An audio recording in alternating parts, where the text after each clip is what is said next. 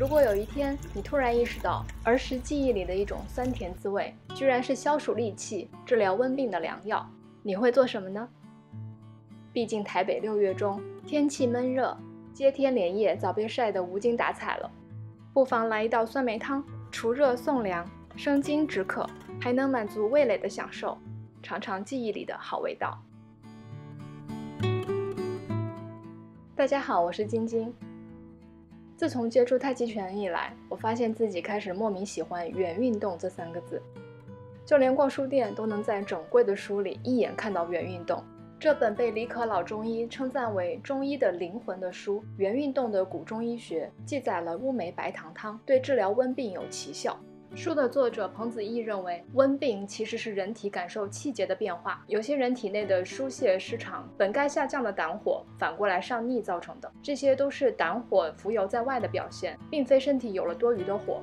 这时候用到可以收敛外浮胆火的乌梅与补中益气的白糖，两者能生津液，相互呼应，可治疗温病。读了以后心里不禁嘀咕，肥乌梅5枚，白糖1两，这不就是酸梅汤吗？乌梅在很多中药店都有卖，价格非常便宜，几枚乌梅加点糖就可以煮一大锅。作为消暑饮品，很多中药店都有自己的酸梅汤配方。家附近的一家中药店，酸梅汤常被熟客们称赞，于是这次我也搭个顺风车，照单配了一副。这次配酸梅汤，店家有用到甘草。记得之前在制草姜茶的影片里用的是炙甘草，有朋友问起炙甘草和甘草的区别。这次把甘草和炙甘草放在一起对比，从颜色上就可以看出它的区别。老板简单解释道，炙甘草就是用蜜炒过的，补脾和胃，而生甘草生津止渴。因为酸梅汤你就生津止渴嘛，生甘草会解毒嘛。生甘草解毒？对啊，解毒啊，它可以温和这个药性啊。蜜甘草是配补药用比较多，补中益气。补中益气，配补药比较多。对对对。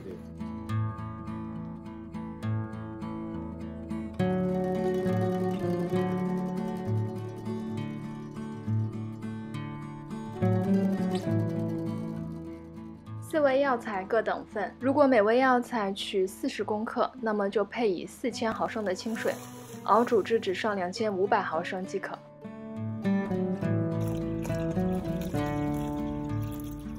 这时候最郁闷的事情发生了，锅子已满，可是要加的水还没加完。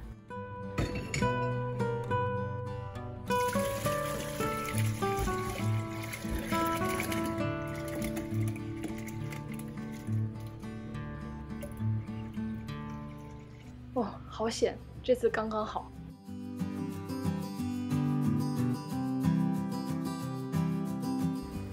4000毫升的水，大火烧开后，小火慢炖，收汤至2500毫升。我的经验是大约需要1个小时左右。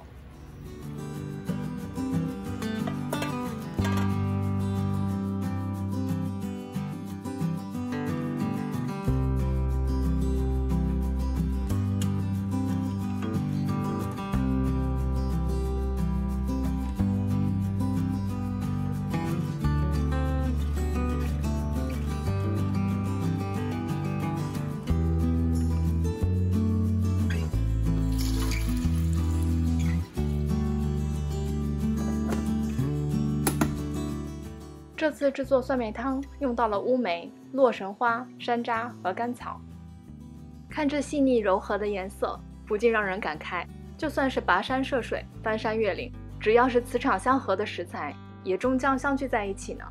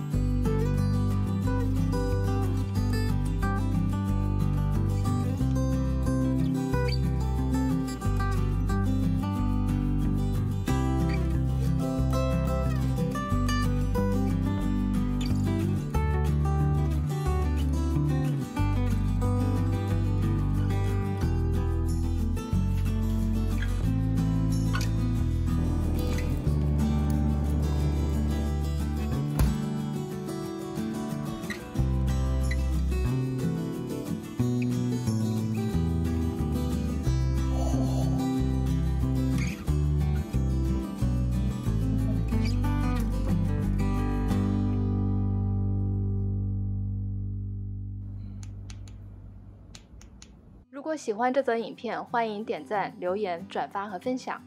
欢迎订阅津津者阿的频道，点击荧幕右侧红色的订阅按钮，并开启小铃铛，就不会错过津津每周更新影片喽。